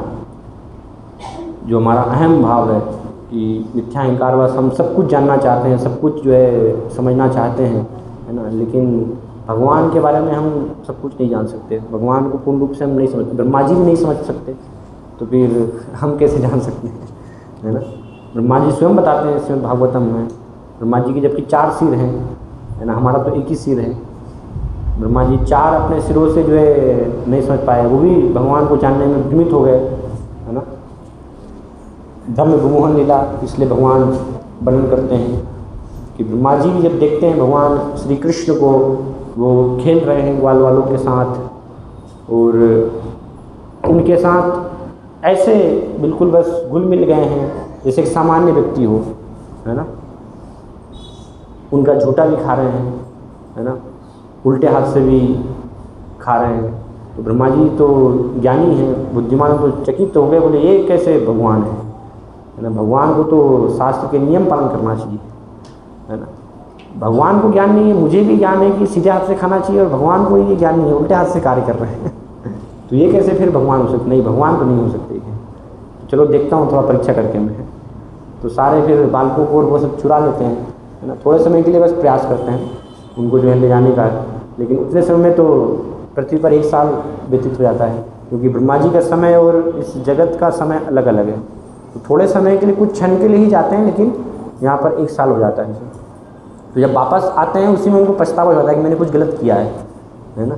तो जब आते हैं देखते हैं तो दोबारा से उपस्थित हैं सारे ग्वाल बाल हैं, बछड़े हैं, वो सब तो उपस्थित। और वास्तव में ब्रह्मा जी जो है लेकर के नहीं गए, क्योंकि भगवान के भक्त हैं, भगवान के जो नित्य सेवक हैं, उनको कोई भी लेकर के नहीं जा सकता। वो संभव ही नहीं है किसी के लिए कि वो लेकर के जाएं। जैसे रामायण में वर्णन आता है कि जो रावण लेकर के गया सीता माता को, तो किसको लेके गया? सीता माता को लेके नहीं गया रावण है ना, वो तो उनकी परछाई को लेके गया। सीता माता तो पहले ही जो है कुरुम पुराण में वर्णन है कि अग्नि को समर्पित भगवान ने कर दी थी, सुरक्षित अग्निदेव के पास वहाँ पर जो है माता सीता को रख देते हैं, और एक छाया सीता जो है प्रकट होती, जो कि रावण उनको लेकर के जाता है। तो यहाँ पर भी जब सब ग्वाल बाल को वो ब्रह्मा जी लेकर के गए, वो सब इसी प्रकार से छाया के रूप में थे, क्योंकि भगवान के नित्य जो सेवक हैं उनको तो कोई लेकर के कोई कुछ कर पाए, ये संभव ही नहीं है किसी भी स्थिति में, है ना। लेकिन भगवान एक शिक्षा देने के लिए वहाँ पर वर्णन करते हैं, तो ब्रह्मा जी को वो साक्षात्कार होता है कि ये तो सब वास्तव में भगवान के ही विस्तार हैं। भगवान ने इतने सारे जो हैं इन रूपों में विस्तार किया है, और वो कितने विस्तार थे, कोई थोड़े बहुत 50-100 जो इतने नहीं थे, कई कई सारे जो है करोड़ों करोड़ों, क्योंकि भगवान के ग्वाल बाल सब कितने करोड़ों करोड़ों हैं, है ना। भगवान की गायें कितनी करोड़ों करोड़ों गायें हैं, सब इतने में भगवान ने अपना विस्तार वहाँ पर किया होता है। ब्रह्मा जी सब कुछ ये देखते हैं, थोड़ा आश्चर्यचकित वहाँ पर हो जाते हैं, पछतावा होता है उनको, भगवान से क्षमा प्रार्थना फिर करते हैं, स्तुति करते हैं भगवान की कि मैं अपने आप को बुद्धिमान जो है समझ रहा था, मैं आपको जानने का प्रयास कर रहा था। लेकिन ब्रह्मा जी फिर वहाँ पर कहते हैं कि आपको वास्तव में मैं नहीं जान सकता, जानन्तु किम बाहुत्या न मैं प्रभु, है ना, मनसो वचसो वापा बेभवम तब गोचरम, कि आप जो है मन वाणी, है ना, इन सब की क्रियाओं से वास्तव में परे हैं, तो इन सब से आपको नहीं जाना जा सकता है। जो भी जानने का प्रयास कर रहा है, कोई कहता है कि मैंने आपको जान लिया, तो वो उनको कहेंगे लेकिन मैं आपको नहीं जानता हूँ, है ना। तो ब्रह्मा जी का हमें अनुसरण करने का प्रयास करना है, भगवान को ब्रह्मा जी के माध्यम से हमें समझने का प्रयास करना चाहिए। जब ब्रह्मा जी जैसे महान व्यक्ति, जो कि एक महाजन भी हैं, है ना, भगवान के भक्त भी हैं, जिनके हृदय में भगवान ने स्वयं ज्ञान प्रकाशित किया, जब वो भी नहीं समझ पाए हैं, तो फिर हम भगवान और जो वैज्ञानिक आज भगवान की जब सृष्टि को समझना चाहते हैं, जानना चाहते हैं अपने अलग अलग तर्क लगा करके, तो उससे संभव नहीं है उनके लिए जो है समझ पाना। एकमात्र केवल भगवान के शरणागत होकर के कोई प्रयास करें, तो फिर भगवान कुछ हद तक हम जो है समझ सकते हैं, कुछ हद तक हम जान सकते हैं, उसका भगवान हमें ज्ञान दे सकते हैं, हमारे हृदय में भक्ति के माध्यम से वो प्रकाशित कर सकते हैं। लेकिन अहंकार बस हम सोचेंगे, प्रयास करेंगे कि नहीं मैं जान लूँगा, फिर जान कर ही मैं रहूँगा कि क्या इस सृष्टि का कारण है, भगवान है नहीं है, तो वो फिर संभव नहीं है। ऐसे मुनिगण, विद्वान जन, दार्शनिक वो प्रयास करते रहेंगे, है ना, वो प्रयास करते करते क्या हो जाएगी, एक दिन मृत्यु हो जाएगी, लेकिन कभी भी वो जान नहीं पाएंगे, अपना समय पूरा व्यर्थ गवा रहे हैं, है ना। बुद्धिमान है, बुद्धि प्राप्त हुई, लेकिन उसको गलत दिशा में उसको व्यर्थ गवा रहे हैं, बुद्धि का सही वास्तव उपयोग नहीं कर रहे हैं। उसका सही उपयोग करें भगवान को शरणागत होकर के समझने के लिए, तो फिर भगवान पर कृपा कर सकते हैं, बहुत सरलता से भगवान को वो समझ पाएंगे, जान पाएंगे। लेकिन अहंकार बस अपने बल पर वो जानने का प्रयास कर रहे हैं, तो चिरम काल तक भी चिरम विचिन्न बन भगवान को नहीं जान पाएंगे, भगवान को वास्तव में नहीं समझ पाएंगे, है ना। तो इसलिए या ब्रह्मा जी का एक और उपाख्यान आता है, ऐसे शास्त्रों में वर्णन किया गया है कि एक बार ब्रह्मा जी को भगवान द्वारिका में जब लीला करते, तो द्वारिका में भी जाते हैं ब्रह्मा जी, वहाँ पर भगवान से श्री कृष्ण से मिलने के लिए, है ना। तो द्वार पे उनको रोक लिया जाता है ब्रह्मा जी को, द्वारपाल पूछते हैं किससे मिलना है, कौन है आप, है ना। तो ब्रह्मा जी कहते हैं कि ब्रह्मा, मैं ब्रह्मा हूँ, ब्रह्मा आए हैं, भगवान को बताइए तो जाते हैं ग्वाल बाल, है ना, और भगवान से कहते हैं कि ब्रह्मा आए हैं। तो थोड़ा सा वहाँ भी अहंकार एक प्रदर्शित हो रहा था, दिखाई दे रहा था कि मैं बहुत महान व्यक्ति हूँ, सृष्टि का प्रथम जीव हूँ मैं, है ना, मैं वास्तव में महान हूँ। तो भगवान ने कहा कौन ब्रह्मा, पूछ क्या ये कौन ब्रह्मा है तो बाहर आए तो वालों पूछा कौन से ब्रह्मा हैं आप। ब्रह्मा जी की पूरी 4 सिर वाले ब्रह्मा, बुद्धि चारों सिर मोहित हो गए बोले कौन से ब्रह्मा, मैं ही तो एक ब्रह्मा हूँ और कौन ब्रह्मा है ना। जैसे कि मच्छर होता है ना, तो वो अपने आप को सोचता है एक चींटी है, बस मैं ही हूँ इस रूम में और कोई है ही नहीं है ना। तो ऐसा वहाँ पर जो है विचार हो रहा था। तो फिर उन्होंने कहा कि ठीक है 4 जो है सिर वाले ब्रह्मा हैं, है ना, बताइए कि इस प्रकार से हैं। भगवान कहते हैं हाँ ठीक है, उनको लेकर के आइए, है ना। जाते हैं और जाकर के भगवान को प्रणाम करते पूछते हैं अपना आश्चर्य किया, आपने ऐसा क्यों कहा कि कौन से ब्रह्मा जो है आए हैं। तो ब्रह्मा जी जब इस प्रकार से जिज्ञासा करते हैं, तो भगवान अलग अलग जो ब्रह्मांड है उन सभी ब्रह्माओं को स्मरण करते हैं, वो सारे ब्रह्मा वहाँ पर उपस्थित हो जाते हैं, है ना।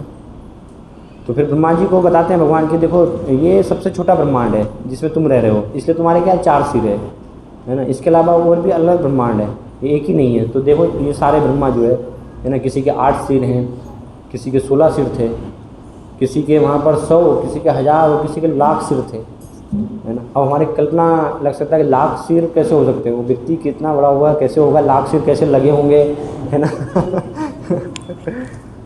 तो वो हर चीज़ जो है इसलिए बताया है कि हम अपनी छोटी बुद्धि से नहीं सोच पाएंगे, है ना। भगवान की भक्ति करेंगे, जब हमारा हृदय शुद्ध होगा तो वो अपने आप फिर हमें साक्षात्कार होगा वहाँ पर कि हाँ कैसे संभव है ऐसे लाख सिर भी होना, है ना।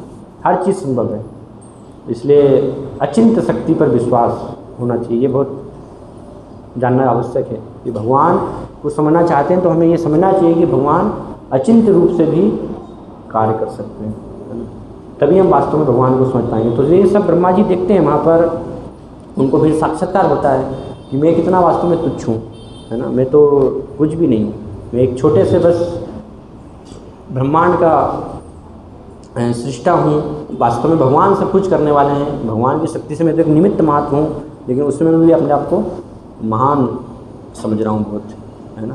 तो फिर भगवान के आदेश से वो सारे ब्रह्मा जो अलग अलग ब्रह्मांड से आए थे, भगवान उनको कहते हैं ठीक है तुमको देखना चाहते थे बस अब देख लिया, अब वापस जाइए। तो फिर सब प्रणाम करके और ऐसे वापस चले जाते हैं। तो ये ऐसी हम शिक्षाएं जो हैं देख सकते हैं, है ना, शास्त्रों में भगवान को समझने के लिए। और भगवान स्वयं ये भगवद्गीता में यहाँ पर बता रहे हैं कि कैसे ये सब मेरी वास्तव में सृष्टियाँ हैं, है ना। जो प्रकृति 8 तत्वों से बनी है, मेरे माध्यम से ही कार्य करती है, उसका कारण मैं हूँ। मेरी भिन्ना वो प्रकृति है ना।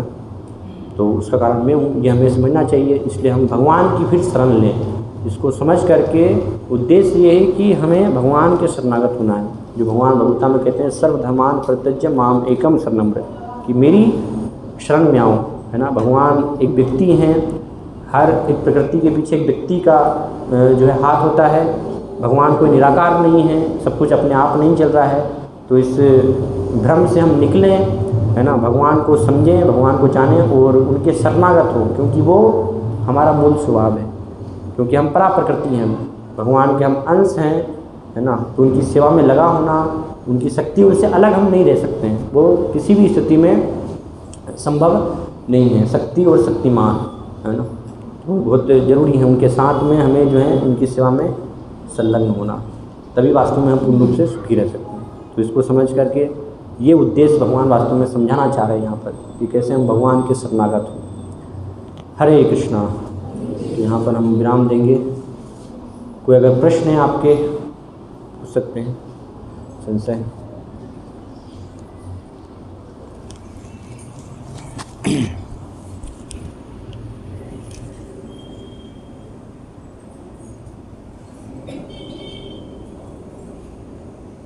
हाथ खड़ा कर सकते हैं किसी के अगर कोई प्रश्न हो, जिज्ञासा हो।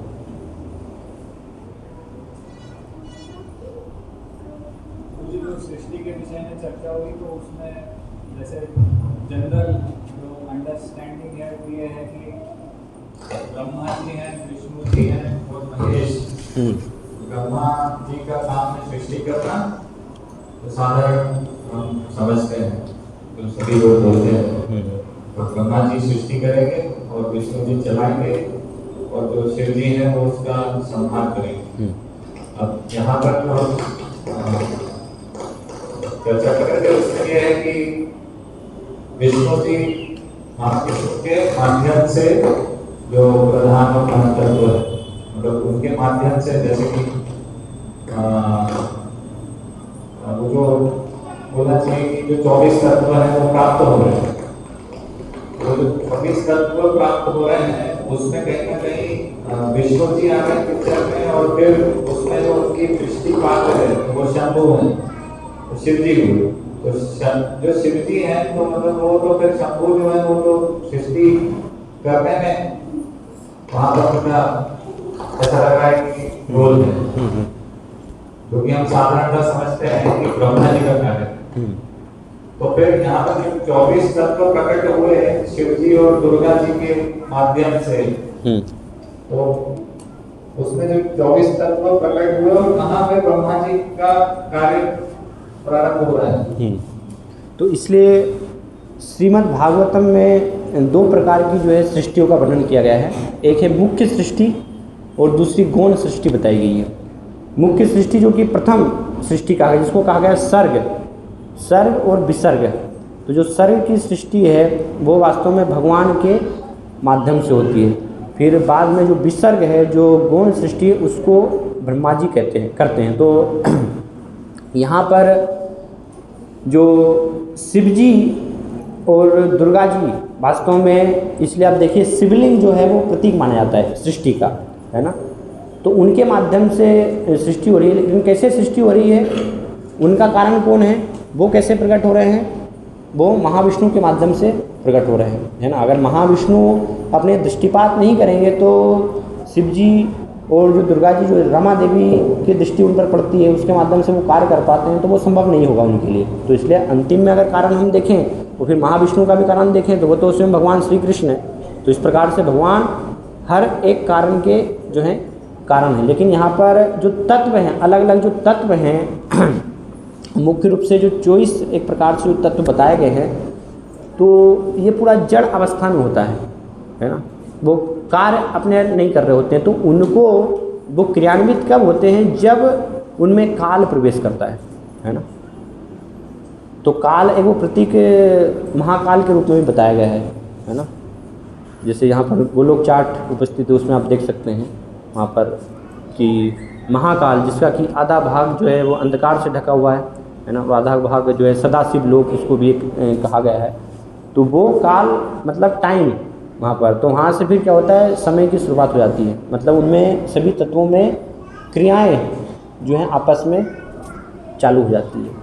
जब तक वो कार्य नहीं होगा तब तक वहाँ पर क्रियाएं उन तत्वों में चालू नहीं होगी। और तत्वों में जब तक क्रियाएं चालू नहीं हुई है ना, तो आगे ब्रह्मा जी भी फिर सृष्टि नहीं कर पाएंगे।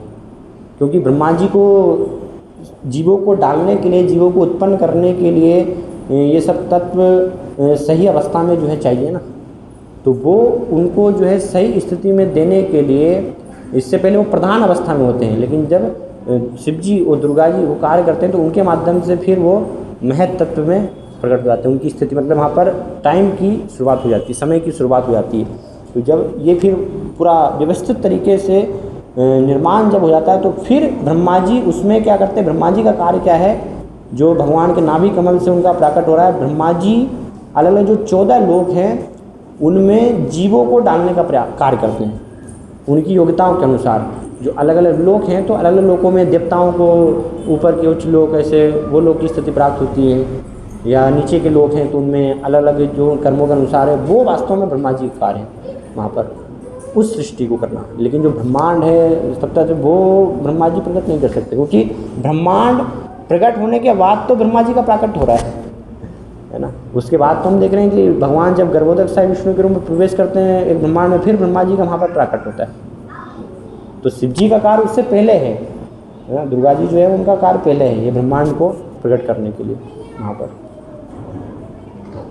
और फिर जो बाद में संहार हो रहा है तो उसमें जो रोल है शिव जी का, हाँ उसमें भी इसी प्रकार से जो रोल है ना, शिव जी के माध्यम से संहार एक प्रकार से होता है ना, कह सकते हैं हम वहाँ पर। तमोगुण क्योंकि वो उसको स्वीकार करते हैं है ना, तमोगुण को एक प्रकार से नियंत्रित करना, तो उनके माध्यम से पूरा संहार का कार्य होता है, सारा जगत का जो है विनाश का कार्य होता है। ऐसे हम जैसे बोल रहे हैं कि अलग अलग तत्व हैं तो जिस सीक्वेंस में वो आए थे उसी सीक्वेंस में वापस इसमें कहीं शिव जी का रोल है। मतलब तत्व ऐसे मिलते हैं लेकिन वो हमें दिखाई नहीं देगा ना। वहाँ पर जो है उनकी शक्ति कि किस प्रकार से वो जो है कार्य वहाँ पर हो रहा है, ऐसा कहीं हमें लगेगा नहीं, दिखाई नहीं देगा। जैसे जब तत्व की भी सृष्टि हो रही है तो उसमें हमें ऐसा लगेगा नहीं, दिखाई दे रहा है कि हाँ शिव जी और दुर्गा जी के माध्यम से कैसे वहाँ पर कार्य हो रहा है, लेकिन वास्तव में उनके माध्यम से जो है वो कार्य होता है ना। तो ऐसे जब संहार भी हो रहा है तो उनके माध्यम से वो कार्य हो रहा है, लेकिन हमें स्पष्ट रूप से कि हाँ वो कर रहे हैं संहार जो है सबको, तो इस प्रकार से नहीं है। जैसे भगवान कहते हैं कि मैं एक सारा संसार मुझ में जो है समाया हुआ है, पिरोया हुआ है। तो भगवान उदाहरण देते हैं वहाँ पर माला का, है ना, जिस प्रकार से माला में जो है मोती गुथे होते हैं, तो वो धागा दिखाई नहीं देता है, सिर्फ हमें क्या मोती दिखाई देते हैं ऐसे, लेकिन वास्तव में अगर धागा नहीं रहेगा तो सारे मोती जो है गिर जाएंगे अपने आप। तो ऐसे कहीं ना कहीं ये सब जो है इस प्रकार से हम सृष्टि में इनको कारण देखते हैं वहाँ पर। लेकिन हमें जो प्रत्यक्ष चीज़, हम जड़ वस्तु को क्योंकि देख पाते हैं ना, हम तो जो जड़ तत्व है उन्हीं को देख पाते हैं, हम इससे सूक्ष्म मन बुद्धि अहंकार को भी नहीं देख पा रहे। तो फिर जो इनके कारण हैं जी दुर्गा जी, उनको हम कैसे देख सकते हैं, फिर भगवान को हम कैसे देख पाएंगे, है ना।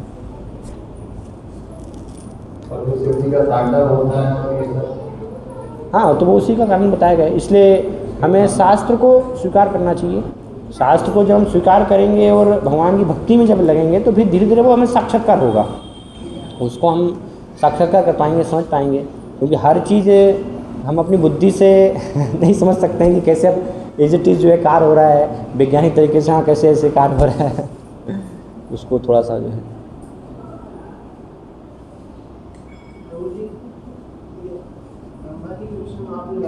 जी अलग अलग ब्रह्मांड में अलग अलग ब्रह्मा जी हैं। हाँ, तो उसमें प्रभु जी ये भागवतम में है या ब्रह्म संहिता में, किस ग्रंथ से? अलग अलग ब्रह्मांड में ये आचार्य जो हैं प्रकट करते हैं, है ना, हमें बताते हैं। एक आचार्य हैं सनातन गोस्वामी, उन्होंने ग्रंथ लिखे हैं बृहद भागवतामृत, है ना। तो आचार्य के द्वारा जब लिखे गए ग्रंथ हैं वो भी सब शास्त्र के ही समान हैं, जो सब शास्त्र उसमें किसी प्रकार से अंतर नहीं। तो वो सब ये हमें जो है प्रदान कर रहे हैं, ज्ञान हमें दे रहे हैं, किस प्रकार से भगवान की ये लीलाएँ हैं, तो वहाँ से हम जान सकते हैं। ग्रंथ में ही नहीं, हाँ, सब शास्त्रों में ही, भागवतम में नहीं, शास्त्रों में ही सब जो सारी चीज़ें। ब्रह्म संहिता में। हाँ, ब्रह्म संहिता में बहुत सारी अलग अलग शास्त्रों में चीज़ें हैं, है ना। क्योंकि एक शास्त्र में तो सारी चीज़ें सब कुछ ज्ञान कैसे आ सकता है ना। लेकिन मुख्य रूप से भगवत धाम जाने के लिए जो चाहिए वो श्रीमद् भागवतम में हमें वहाँ पर पूर्ण साक्षात्कार प्राप्त होता है। फिर बहुत सारी ऐसी भगवान की लीलाएँ हैं तो वो अलग अलग आचार्य अलग अलग शास्त्रों के माध्यम से प्रकट करते हैं, हमें वर्णन करते बताते हैं।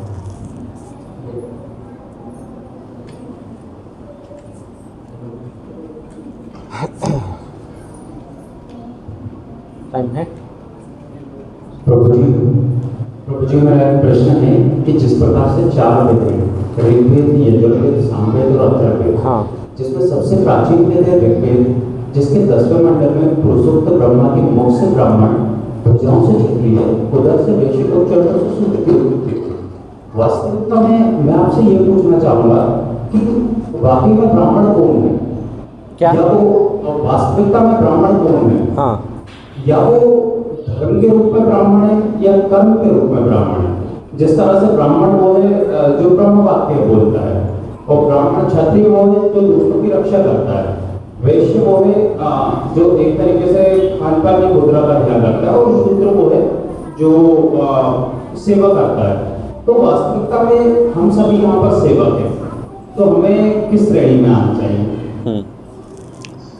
तो ब्राह्मण, क्षत्रिय, वैश्य और शूद्र ये वैदिक जो है परंपरा है, वैदिक भगवान के द्वारा ही एक प्रकार से वर्णाश्रम व्यवस्था के अंतर्गत जो है भगवान ने समाज की वर्ण और आश्रम की जो व्यवस्था की है, तो उसमें 4 जो है वर्ण बताए गए हैं।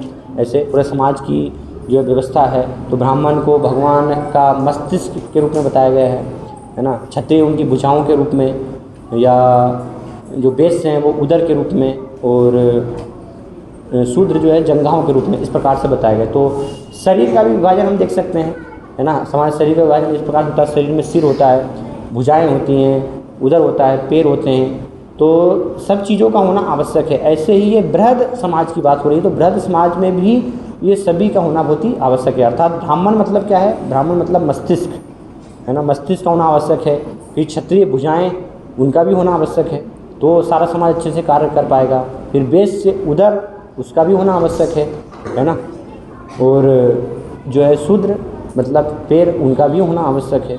तो सभी का उपस्थिति होना जो है आवश्यक है। अगर एक भी समाज में नहीं है, ठीक तरीके से कार्य नहीं हो रहा, तो फिर क्या है, हम वो शरीर को विकृत मानेंगे, समाज सही रूप से व्यवस्थित तरीके से कार्य नहीं कर पाएगा। तो ये सब गुण के अनुसार है, जन्म के आधार पर नहीं है।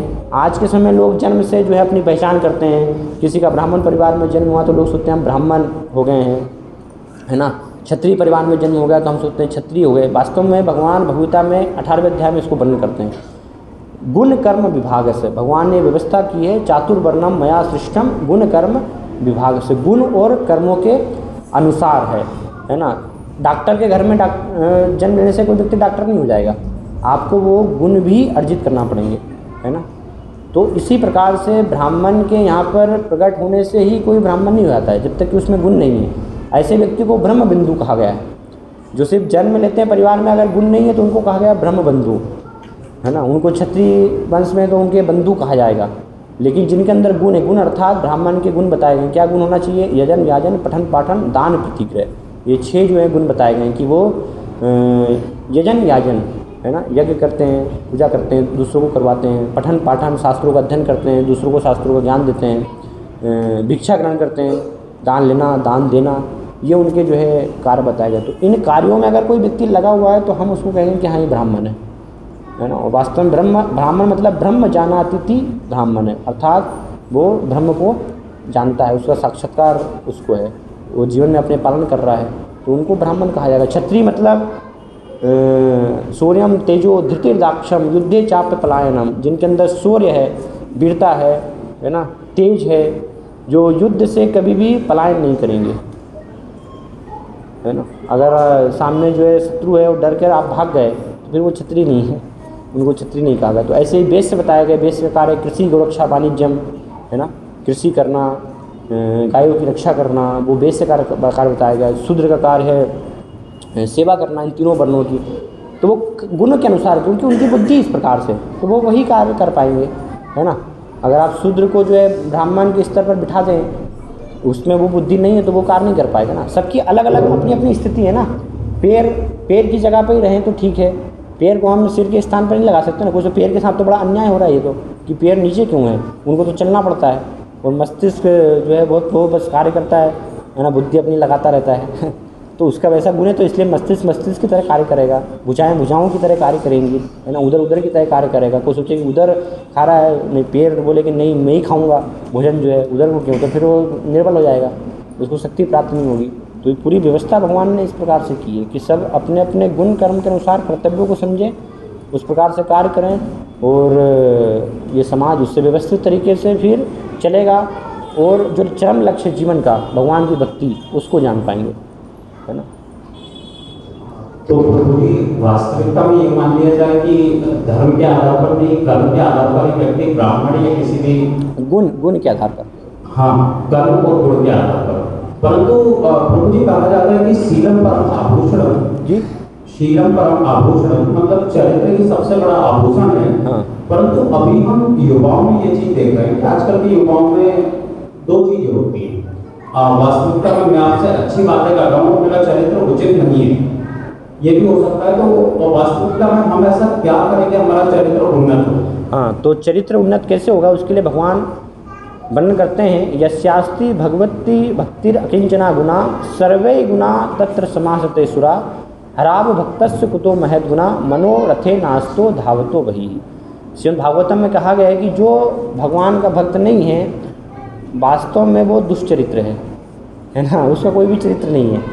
अगर आप जो है भगवान के भक्त नहीं हैं तो आप बाहरी रूप से लग सकता है कि हम बहुत सभ्य हैं, है ना, हम किसी अच्छे से बात कर रहे हैं, है ना, अच्छे चरित्र को हम प्रकट कर रहे हैं, लेकिन वास्तव में कोई हमारा चरित्र नहीं, कोई भी अच्छे गुण नहीं है हमारे अंदर।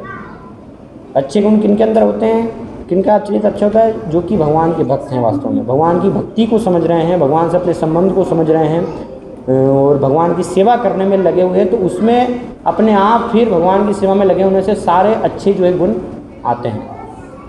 कुछ समय के लिए ऐसे लोगों में लग सकता है तथाकथित रूप से हमें कुछ अच्छे गुण लग सकते हैं, लेकिन वो ज़्यादा समय रहने वाले नहीं है। तो इसलिए ये शास्त्र में सिद्धांत बताया गया है कि भगवान का भक्त जब हम बनेंगे तो सारे अच्छे गुण आएंगे, हमारा चरित्र जो है वास्तव में महान होगा उसके माध्यम से। हरे कृष्ण। ठीक है, यहाँ पर हम देंगे। श्रीमद् भगवद गीता यथारूप की जय। श्रील प्रभुपाद की